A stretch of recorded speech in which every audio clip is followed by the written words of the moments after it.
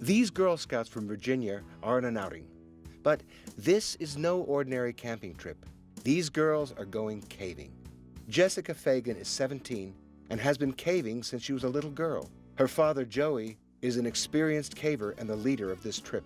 It was Jessica's love for the sport that led to today's adventure. She says the challenge of getting through a difficult cave together creates a special bond. To do something challenging and talk about, I guess, our lives. And it's very special, I guess, how much you bond with people.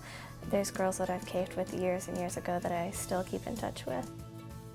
Somewhere in these hills, in the heart of Virginia, lies the entrance to their destination. But it's not easy to enter.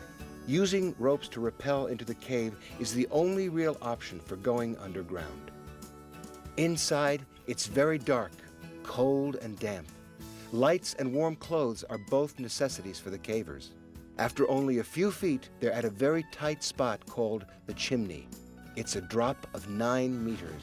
You can use this as a handhold too and just lower yourself down.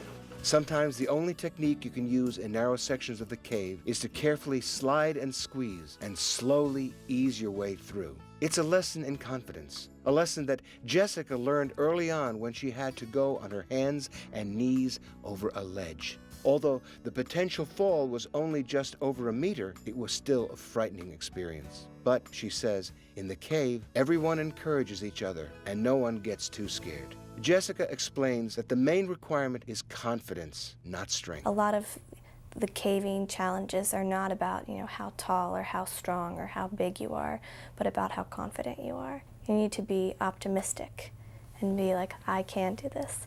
I can crawl through this. I can climb up that. And even though you had this thing in the back of your mind saying that you couldn't and you did, then you learn something about yourself and you grow as a person.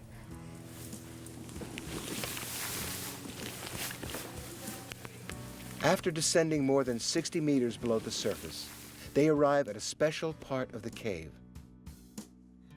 An underground room over 300 meters long and over 20 meters high. This is actually one of the larger rooms that is in the state of Virginia. It's a room as large as 3 football fields, created out of the surrounding rock by drops of water over millions of years.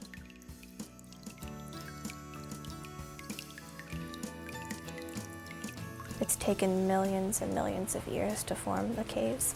And sometimes when people go caving, I don't think they realize how special that is and how important it is to conserve them, and how important it is not to take the things out or to write their names.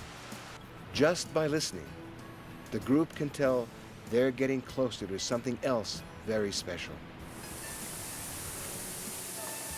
A huge 18-meter waterfall, a thrilling and exhilarating sight at the end of their long journey. There's so much more to us and to this world than humans.